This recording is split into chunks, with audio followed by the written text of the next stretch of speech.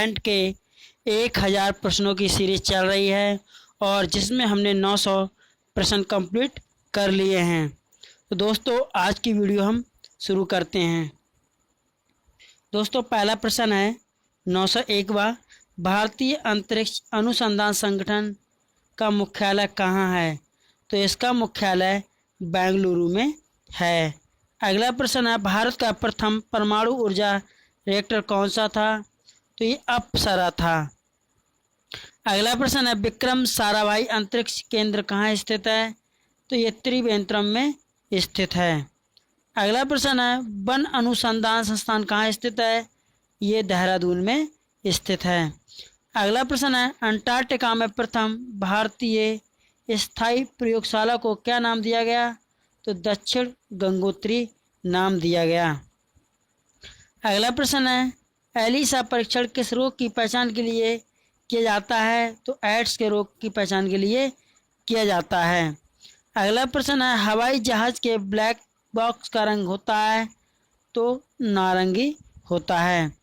अगला प्रश्न है खुरपका व मुंह पका रोग किन में पाया जाता है? गाय और भैंस में पाया जाता है।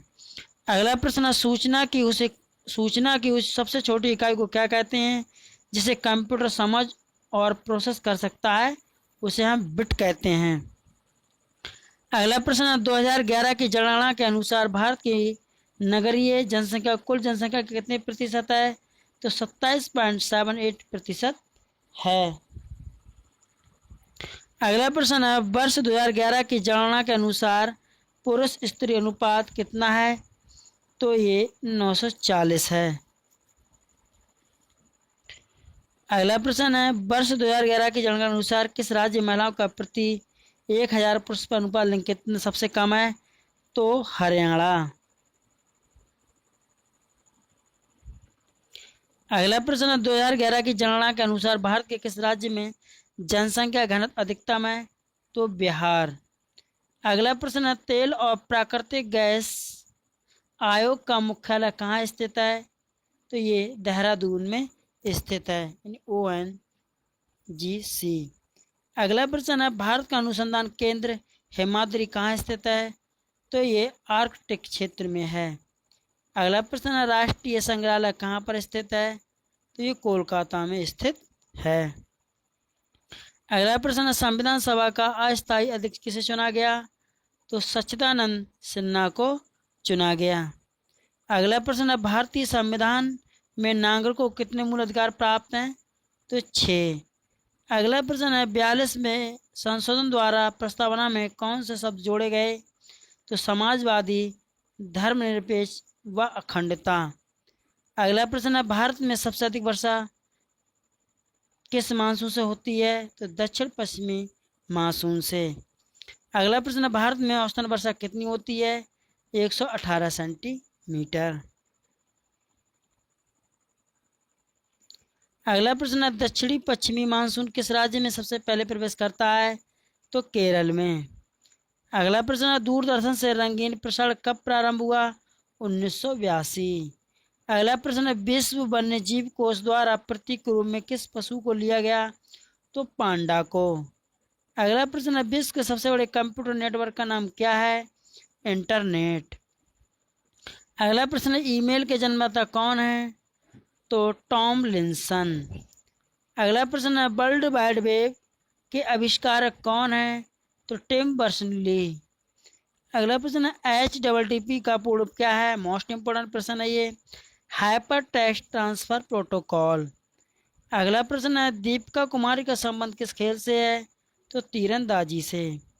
अगला प्रश्न है भारत में करेंसी नोट पर उसका मूल्य कितनी भाषा में लिखा होता है? तो 17। अगला प्रश्न फ्रांस की क्रांति कब हुई थी? तो ये 1789 ईस्वी में हुई थी। अगला प्रश्न दुनिया के मजदूरों एक हो का नारा किसने दिया? कार्ल मार्क्स ने। अगला प्रश्न समानता, स्वतंत्रता और बंधुत्व का नारा किस क्रांति की देन है? तो फ्रांस राज्य की क्रांति की देन है।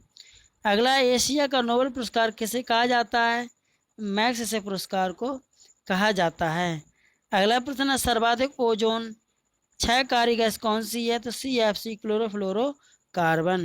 अगला प्रश्न है CPU का पूरा नाम क्या है? Central process unit.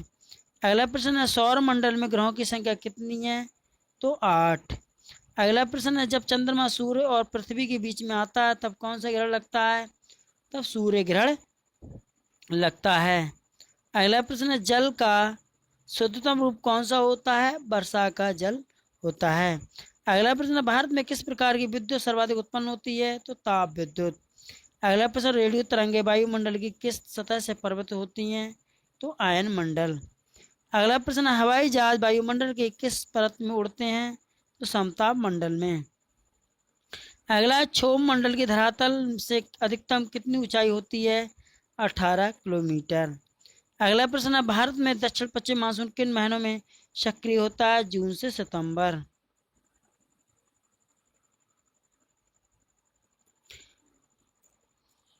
अगला प्रश्न है प्रार्थना समाज की स्थापना किसने की? आत्माराम पांडुरंग ने। अगला प्रश्न है कोलकाता में मिशनरी ऑफ चैरिटी संगठन की स्थापना किसने की थी? तो मदर टेरेसा ने। अगला प्रश्न लेडी विद द लैम्प के नाम से कौन प्रसिद्ध है? Florence Nightingale. अगला प्रश्न कौन सी गैस जलने में सहायक होती है? ऑक्सीजन। अगला प्रश्न वायुमंडल का कितना भाग 29 किलोमीटर ऊंचाई तक पाया जाता है? 97%।